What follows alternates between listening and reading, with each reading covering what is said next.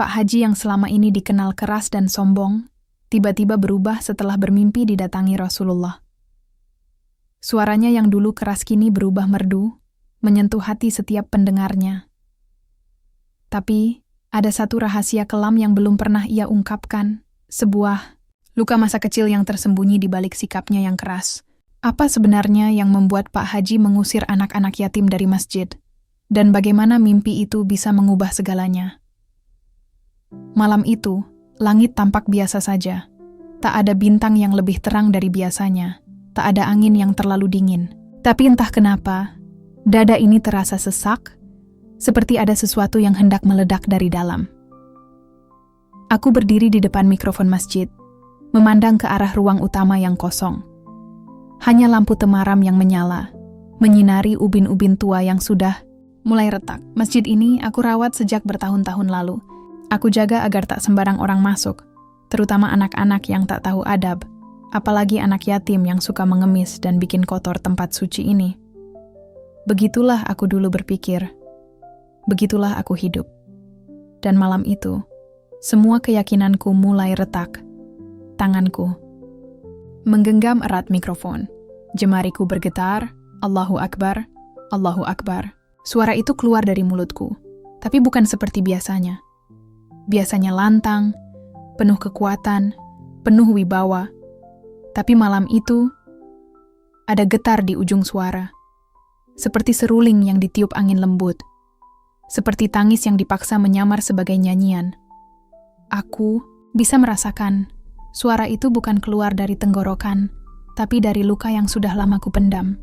Dari masa kecil yang tak pernah selesai. Dari ingatan tentang malam-malam dingin ketika aku tidur di emperan masjid. Sebelum aku jadi siapa-siapa. Allahu Akbar. Allahu Akbar. Aku menutup mata. Tiba-tiba, wajah seorang anak kecil muncul di benakku. Bajunya lusuh, matanya basah. Ia berdiri memeluk tas sekolahnya yang robek. Ia berdiri di depan pagar masjid ini, masjid yang sama, sambil mengintip ke dalam. Dan suaraku dulu, suaraku yang sekarang dianggap merdu, pernah jadi cambuk yang mengusir anak seperti dia. Apa kau pikir masjid ini tempat tidur gelandangan? Pergi, sana, jangan najiskan rumah Allah. Ya Allah, itu suaraku. Aku masih ingat jelas. Anak itu menunduk, lalu pergi tertatih-tatih dalam gelap. Dan kini aku berdiri di tempat yang sama, menyeru namamu dengan suara yang sama. Tapi hatiku, bukan yang dulu. Aku menyelesaikan azan dengan lirih. Jamaah hanya beberapa orang. Mereka menoleh padaku setelah azan selesai. Tak ada yang bicara, tapi pandangan mereka berbeda. Seperti baru mendengar suara dari dunia lain. Seperti ada yang berubah, dan mereka bisa merasakannya. Pak Haji sakit ya? Tanya Pak Burhan pelan. Setelah salat Isya selesai, lelaki tua yang setia di syaf depan itu menepuk bahuku. Aku hanya tersenyum kecil. Enggak, cuma tadi malam mimpi aneh. Ia mengangguk, tidak bertanya lebih jauh. Tapi aku tahu, matanya menyimpan banyak tanya. Aku sendiri pun belum tahu bagaimana menjawabnya. Mimpi itu, mimpi itu masih menggema dalam pikiranku sejak malam sebelumnya. Aku duduk lama di sajadah setelah jamaah bubar. Lampu masjid belum kumatikan. Langit di luar makin gelap. Jam dinding menunjukkan pukul 8 lebih sedikit. Lalu aku menoleh ke jendela. Di sana, berdiri seorang bocah. Umurnya sekitar 10 tahun. Bajunya kebesaran, celananya sobek di lutut. Ia menatap masjid dari luar pagar, dengan wajah yang terlalu sunyi untuk anak seusianya. Aku bangkit, naluriku yang lama muncul. Ingin membuka jendela dan mengusirnya seperti dulu. Tapi kaki ini kaku. Hatiku menahan, karena wajah anak itu terlalu mirip dengan anak dalam mimpiku. Aku menatapnya lama. Dan untuk pertama kalinya dalam hidupku, aku tak bisa bergerak. Malam sebelumnya, mimpi itu datang seperti badai. Tak ada tanda-tanda. Aku tidur seperti biasa, tapi tiba-tiba terbangun di sebuah padang pasir luas. Langitnya bersih, bintang-bintangnya terang. Angin berembus pelan, membawa aroma harum yang entah dari mana. Lalu, di tengah cahaya rembulan yang lembut, seseorang berjalan mendekat. Jubahnya putih, sorbannya bersih, wajahnya bersinar tapi tak menyilaukan. Matanya penuh cinta, tapi juga tajam, seolah bisa menelanjangi isi dadaku tanpa perlu bertanya. Aku tahu siapa dia. Aku tahu tanpa ragu. Dan justru karena tahu, tubuhku gemetar, lututku lemas. Ya Rasulullah, bisikku dalam mimpi. Beliau tidak langsung bicara, hanya menatapku, lama sekali, lalu bibirnya terbuka. Engkau mengusir bayangan dirimu sendiri. Seketika aku terjatuh, menangis, mencium pasir di bawah kaki beliau. Tapi saat aku mengangkat kepala, beliau sudah pergi. Hanya ada langkah-langkah yang menjauh. Dan suara kalimat itu terus menggema. Engkau mengusir bayangan dirimu sendiri. Aku menarik napas panjang malam itu di masjid. Entah kenapa, tubuhku terasa berat. Tapi bukan karena sakit. Rasanya seperti sedang menggendong sesuatu. Sesuatu yang telah kupikul bertahun-tahun tanpa kusadari. Mungkin dosa. Mungkin luka. Atau mungkin itu satu dan sama. Azan malam ini adalah pertanda. Aku tahu itu. Tapi, jika suara ini bukan milikku, lalu milik siapa? Dan jika ini adalah malam pertama dari sebuah perubahan, apakah aku siap menerima semua kebenaran yang selama ini kuabaikan? Apa benar aku selama ini bukan menjaga masjid, tapi menjaga luka lamaku tetap terbuka? Keesokan harinya, suasana masjid terasa berbeda. Meskipun matahari bersinar seperti biasa, ada sesuatu yang mengganjal di udara. Seperti bau yang sulit dijelaskan, tapi tetap mengganggu indera penciumanku. Aku datang lebih pagi dari biasanya. Tujuanku sederhana, memastikan semua berjalan lancar.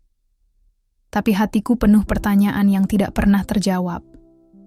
Saat membuka pintu utama, aku berhenti sejenak, mengamati keramaian di sekitar halaman masjid. Ada beberapa anak-anak, mereka bermain dekat pohon kurma. Tapi ada satu anak yang selalu kulihat dari jauh. Anak itu yang semalam aku lihat berdiri di depan pagar. Ia selalu menatap masjid dengan mata penuh rindu dan kesunyian. Aku tahu, selama ini aku telah mengusir anak-anak seperti dia. Dengan kata-kata keras dan pandangan dingin. Menganggap mereka kotor, tak layak masuk ke rumah Allah ini. Tapi pagi itu, entah mengapa, aku merasa ada sesuatu yang harus kuperbaiki. Aku berjalan mendekat, menatap anak itu dengan hati-hati. Ia menoleh, sedikit kaget melihatku mendekat. Tapi aku tidak mengusirnya. Aku hanya berkata, "Nak, maukah kau masuk ke masjid? Mari kita berdoa bersama." Anak itu terdiam. Matanya membesar. Ia seperti menunggu sesuatu.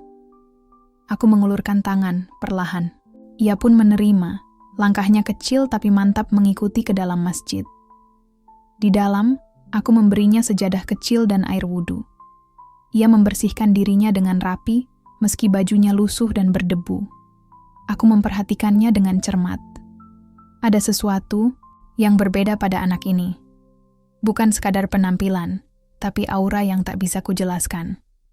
Setelah sholat subuh selesai, aku duduk di tempat imam. Anak itu duduk di deretan paling depan, dengan penuh khusyuk. Aku merasa ada damai yang aneh menyelimuti hati. "Pak Haji," suara halus dari belakang membuatku terkejut. Aku menoleh. Itu Pak Burhan, lelaki tua yang selalu setia di masjid. "Apa benar kau mengizinkan anak itu masuk?" Aku mengangguk pelan. "Aku tidak tahu, tapi aku ingin mencoba berubah." Pak Burhan tersenyum. "Alangkah baiknya, Pak. Anak-anak yatim itu bukan musuh. Mereka hanya butuh rumah dan cinta." Kata-katanya menusuk hati. Aku menghela napas. Aku tahu. Tapi bagaimana aku bisa menghapus semua luka yang sudah kutanam begitu dalam? Luka yang sebenarnya bukan dari mereka, tapi dari masa laluku sendiri. Pak Burhan menepuk bahuku. "Perubahan dimulai dari kesadaran, Pak. Dan kau sudah mulai melangkah." Hari itu aku pulang dengan hati yang campur aduk. Kenangan masa kecil yang selama ini kusembunyikan muncul begitu saja. Aku ingat bagaimana dulu aku sering berlari ke masjid, berharap diterima. Tapi pintu itu selalu tertutup. Bahkan ketika aku sudah berwudu dan siap salat, aku sering diusir hanya karena aku anak yatim. Aku pernah menatap jendela masjid dari luar, berharap seseorang membuka pintu untukku. Tapi yang kuterima hanya tatapan sinis dan kata-kata kasar. Itu membuatku terluka, sampai aku mengunci hatiku sendiri. Apa mungkin aku menjadi seperti ini karena luka itu? Gumamku lirih. Namun sekarang, aku tahu aku tak bisa terus hidup dalam bayang-bayang masa lalu. Ada sesuatu yang harus kubenahi sebelum semuanya terlambat. Malam kembali menjelang, dan aku bersiap untuk azan lagi. Suaraku bergetar ketika mulai memanggil namanya. Tapi malam ini, ada keteguhan yang baru. Sebuah janji dalam hati untuk menjadi lebih baik. Namun, aku tahu, perjalanan ini tidak akan mudah. Ada banyak pintu yang harus kubuka, bukan hanya di masjid, tapi juga dalam diriku sendiri. Dan anak itu, anak yang kugandeng masuk masjid tadi pagi, masih terngiang di pikiranku. Aku bertanya-tanya, apakah dia juga menyimpan luka yang sama? Apakah dia berharap aku akan menjadi seseorang yang berbeda? Aku menatap bulan yang mulai muncul di langit malam. Apakah aku mampu berubah? Apakah masa lalu akan membiarkanku? Pagi itu, udara terasa lebih sejuk dari biasanya. Embun masih melekat di daun-daun, dan burung-burung berkicau riang menyambut hari baru. Namun, di dalam dadaku, perasaan yang tak menentu terus bergolak. Setelah azan tadi malam, suara itu masih bergema dalam pikiranku. Suara yang selama ini kupandang angkuh dan penuh wibawa, kini berubah menjadi bisikan lembut yang menyentuh kalbu. Aku mulai menyadari, selama ini aku bukan hanya menghakimi orang lain, tapi juga menghakimi diriku sendiri. Saat membuka pintu rumah, aku teringat akan masa kecil yang sering kusembunyikan dari orang-orang. Bayangan itu hadir tiba-tiba, sebuah ruang gelap, tempat di mana aku merasa sendiri dan ditolak. Aku kecil, tanpa ayah dan ibu yang mendampingi. Hanya ada seorang nenek yang selalu mencoba melindungiku. Tapi usahanya tidak cukup menghadapi kerasnya dunia luar. Aku ingat betapa seringnya aku pergi ke masjid kecil di kampung, berharap mendapat tempat di sana. Tapi aku malah diusir, diasingkan, bahkan dicemooh. Anak yatim jangan macam-macam di sini. Teriak seseorang yang kukenal sebagai seorang tokoh agama waktu itu. Aku menunduk, tak berdaya. Tubuh kecilku merasakan dingin yang menusuk lebih dalam dari udara malam. Hari-hari itu membekas dalam hati dan pikiranku. Bekas yang tak pernah hilang walau waktu terus berlalu. Kini, aku yang sudah menjadi Pak Haji, tokoh yang disegani, ternyata menyimpan luka yang sama dalam dirinya. Luka yang kututupi dengan kemarahan dan kekakuan. Aku mengusir anak-anak yatim yang mengingatkanku pada diriku sendiri dulu. Seolah aku ingin melindungi luka itu agar tak terbuka, agar tak terasa sakit lagi. Tapi sekarang, aku mulai bertanya-tanya, apakah cara ini benar? Ataukah aku hanya menyesakkan hatiku sendiri? Aku duduk di kursi goyang tua di ruang tamu. Mataku pejamkan dan kutarik napas dalam-dalam. Tiba-tiba, suara ketukan lembut di pintu membuyarkan lamunanku. Aku membuka pintu, dan di sana berdiri anak kecil itu lagi, dengan wajah polos yang penuh harap. "Apa kau lapar, nak?" Tanyaku tanpa pikir panjang. Ia mengangguk pelan. Aku mempersilakan masuk dan segera menyiapkan segelas air serta sepiring nasi kecil.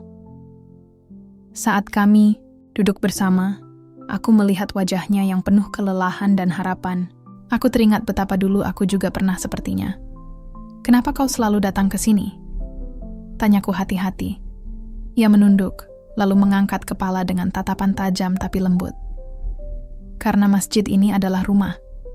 Aku ingin merasa diterima, Pak Haji." Kata-katanya menusuk jantungku, rumah.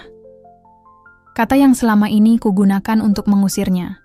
Tapi baginya, masjid ini adalah tempat untuk berharap. "Kalau kau mau, aku akan berusaha membuat masjid ini menjadi rumah untuk semua anak seperti kamu," kataku lirih. Anak itu tersenyum kecil, senyum yang menghangatkan hati dan memberiku harapan baru. Namun aku tahu jalan ini tidak mudah, perubahan selalu penuh rintangan. Tiba-tiba, di balik jendela, aku menangkap bayangan seseorang. Sosok tua yang sering kutemui, tapi yang selama ini tak pernah kupandang lebih dekat. Pak Burhan, yang dengan bijak mengingatkanku akan arti sebenarnya menjaga rumah Allah. Aku menghela napas. Hari ini adalah awal dari perjalanan panjang yang harus kutempuh. Perjalanan untuk berdamai dengan masa lalu dan membuka pintu bagi masa depan yang lebih baik. Tapi pertanyaan itu masih menghantui. Apakah aku cukup kuat untuk membuka luka lama dan membiarkan cinta menyembuhkannya? Hari mulai terang saat aku keluar dari rumah menuju masjid. Suara langkahku terasa berat, bukan karena lelah, tapi beban pikiran yang semakin membesar. Sejak beberapa hari terakhir, aku berusaha mengubah diri, tapi ketakutan dan keraguan terus mengintai. Saat aku melangkah di halaman masjid, aku melihat anak kecil yang beberapa hari lalu kuizinkan masuk. Ia sedang duduk termenung di bawah pohon kurma, memegang sebuah buku tua lusuh. Aku menghampirinya perlahan. "Sedang apa, Nak?" tanyaku. Ia menatapku dengan mata yang penuh rasa ingin tahu dan sedikit malu. "Aku membaca buku tentang sejarah masjid ini, Pak Haji. Aku ingin tahu lebih banyak tentang rumah yang aku sayangi." Aku terdiam. Aku tidak pernah menyangka anak kecil ini akan punya rasa cinta yang begitu dalam untuk tempat yang selama ini ku caci maki dengan sikap kerasku. "Kau tahu," aku mulai, "masjid ini bukan hanya bangunan, tapi juga saksi perjalanan banyak orang. Ada kisah suka dan duka yang menyelimuti setiap sudutnya." Anak itu mengangguk serius. "Aku ingin menjadi bagian dari kisah itu, Pak Haji. Aku ingin membantu membuat masjid ini jadi tempat yang nyaman untuk semua orang, terutama anak-anak yatim seperti aku." Kata-katanya membuat dadaku sesak. Aku melihat bayangan diriku sendiri di masa lalu dalam wajah polosnya. Ada keinginan kuat untuk diterima dan diakui. Namun tiba-tiba langkah kaki cepat terdengar dari belakang. Seorang pria paruh baya datang mendekat dengan wajah serius.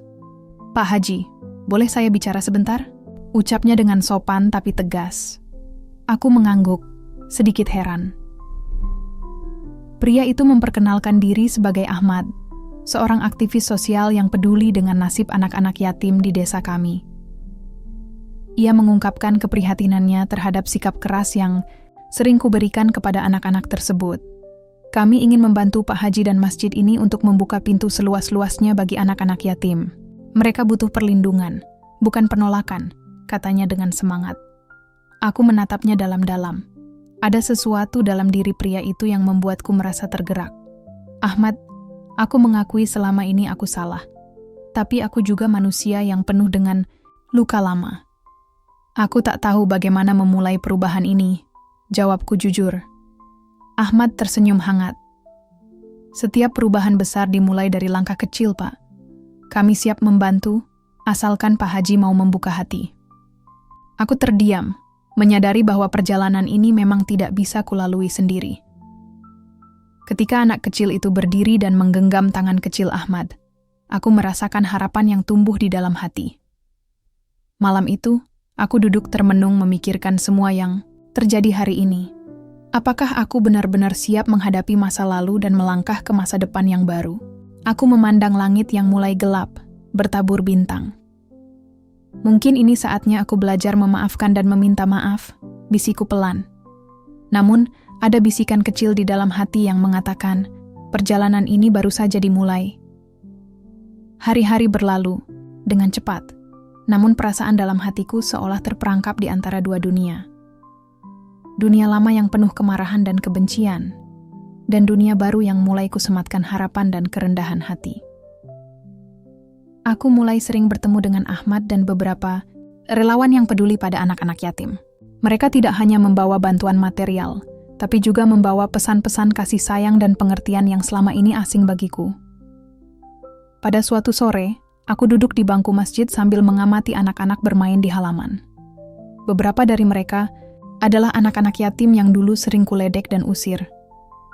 Kini, mereka tertawa riang tanpa beban, bermain sepak bola, berlari-lari kecil, dan bercengkerama dengan akrab.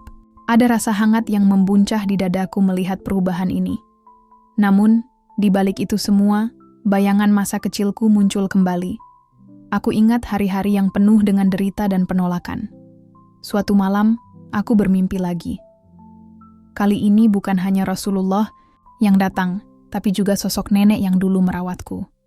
Ia memegang tanganku erat dan berkata, "Nak, jangan biarkan luka lama menjadi rantai yang mengikatmu. Bukalah hatimu dan biarkan cinta yang menyembuhkan." Aku terbangun dengan perasaan berat, tapi ada ketenangan yang belum pernah kurasakan sebelumnya. Hari berikutnya, aku memutuskan untuk mengunjungi makam orang tuaku yang selama ini kubiarkan terlantar. Setelah bertahun-tahun, aku berdiri di depan nisan tua itu dengan air mata mengalir tanpa henti. "Ayah, Ibu, maafkan aku yang dulu, maafkan aku yang menyimpan dendam. Aku akan berusaha menjadi orang yang lebih baik," ucapku dengan suara bergetar. Tiba-tiba, suara azan berkumandang dari masjid yang tak jauh dariku. Suara itu merdu dan menenangkan, berbeda dari biasanya yang keras dan kaku. Aku menatap ke arah masjid, merasakan getaran di hati yang selama ini kusembunyikan. Perjalanan panjang ini belum selesai. Luka lama yang kututupi harus dibuka dan disembuhkan. Namun aku tahu, untuk itu aku harus berani menghadapi semua kenangan buruk yang selama ini aku hindari. Apakah aku siap untuk melangkah lebih jauh? Ataukah bayangan masa lalu akan kembali mengekangku? Pagi itu, mentari baru saja menyapa ketika aku duduk di beranda rumah. Suara burung berkicau mengiringi pikiranku yang terus berputar tanpa henti. Aku mencoba mengurai benang-benang kusut dalam hati. Tapi semakin kuusaha, semakin rumit semuanya terasa. Beberapa minggu terakhir ini, perubahan yang kubuat di masjid mulai mendapat tanggapan beragam. Anak-anak yatim yang dulu kutolak kini mulai sering datang, tertawa, dan belajar mengaji bersama. Namun, tak sedikit pula warga yang menggerutu, meragukan niatku. "Mengapa Pak Haji tiba-tiba jadi lunak? Apa maksud sebenarnya?" Bisik seorang tetangga di pasar, suaranya penuh kecurigaan. Jangan-jangan ada maksud lain, tambah yang lain dengan nada sinis. Desas-desus ini membuatku merasa semakin terisolasi. Aku yang dulu dipandang sebagai sosok kuat, sekarang dipertanyakan dan diragukan. Ketika aku mencoba bicara dengan para tetua, mereka justru menasihati dengan nada dingin. "Pak Haji, berhati-hatilah. Jangan sampai kebaikanmu disalahartikan. Kita harus tegas menjaga aturan, bukan melunak begitu saja." Aku mengangguk, tapi hatiku berkata lain. Aku tahu bahwa di balik sikap keras itu, aku menyimpan luka yang belum sembuh. Suatu sore, saat aku sedang membersihkan ruang imam, datanglah Ahmad membawa anak-anak yatim yang sudah kukenal. "Mari Pak Haji, kita ingin mengadakan kegiatan bersama, agar mereka tidak merasa terasing," katanya ceria. Aku mengangguk setuju, berusaha menyembunyikan kegelisahan yang menggelayut. Namun, di tengah acara, seorang warga yang dikenal keras kepala datang dan mulai berbisik ke orang lain. Kata-katanya mengandung celaan terhadap anak-anak yatim yang berkumpul. Aku menunduk, merasakan amarah lama mulai muncul ke permukaan. Namun, aku menahan diri. Aku tidak ingin kembali pada sikap lama yang merusak. Ketika acara selesai, aku berdiri di depan masjid menatap langit yang mulai mendung. "Apakah aku mampu menghadapi semua ini?" tanyaku dalam hati. Malamnya aku kembali bermimpi. Kali ini mimpi yang lebih nyata dan menakutkan. Aku melihat diriku kecil, duduk sendirian di pojok masjid sambil menahan air mata. Sosok seorang lelaki tua muncul, menyuruhku pergi dan mengusirku. Tanpa belas kasihan, "Aku adalah bayangan dirimu," kata lelaki itu dengan suara berat. "Engkau mengusir bayangan dirimu sendiri." Aku terbangun dengan keringat dingin, hati berdebar tak menentu. Mimpi itu mengingatkanku bahwa aku harus benar-benar berani membuka luka lama. Bukan hanya untuk orang lain, tapi untuk diriku sendiri. Puncak, perubahan ada di depan mata. Namun, apakah aku siap menerima konsekuensi dari perubahan ini? Ataukah aku akan kembali menutup hati dan menolak segala sesuatu? Malam itu, masjid tampak lebih sunyi dari biasanya. Hanya suara angin yang berdesir pelan menembus celah-celah jendela kayu, mengiringi getar hati yang mulai tak tertahankan. Aku duduk di depan mimbar, bersiap untuk mengumandangkan azan. Tapi kali ini, suara yang akan keluar bukan hanya panggilan untuk salat, melainkan suara hatiku yang mulai terbuka. Rasa takut dan cemas bergelayut di dada, namun aku tahu aku harus melakukannya. Saat suaraku mulai menggema di seluruh sudut desa, ada sesuatu yang berbeda. Azan itu merdu, penuh kelembutan, bukan lagi keras dan menakutkan seperti dulu. Setelah azan, aku mengajak jamaah untuk duduk mendengarkan pengakuanku. Aku menghela napas panjang. Aku ingin kalian tahu sesuatu tentang diriku, tentang masa laluku yang selama ini kututupi. Suasana hening, semua mata tertuju padaku. Aku dulu adalah seorang anak yatim yang sering diabaikan, bahkan disakiti. Aku tahu bagaimana rasanya merasa ditolak di tempat yang seharusnya menjadi rumah kedua kita, semua masjid. Tangisku mulai pecah, suaraku bergetar. Karena luka itu, aku mengusir anak-anak yatim dari masjid, seperti aku dulu diusir.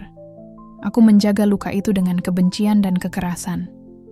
Jamaah terdiam, sebagian menunduk, sebagian lain menatapku dengan campuran rasa iba dan terkejut. Aku tidak meminta kalian untuk memaafkanku dengan mudah, tapi aku memohon kesempatan untuk berubah, untuk menebus kesalahanku. Aku menatap anak-anak yatim yang duduk di depan. Wajah mereka bersinar penuh harap. Malam ini, aku berjanji akan melindungi mereka, bukan lagi mengusir. Setelah pengakuanku itu, udara seolah berubah. Ada kehangatan yang perlahan mengisi ruang hati setiap orang yang hadir.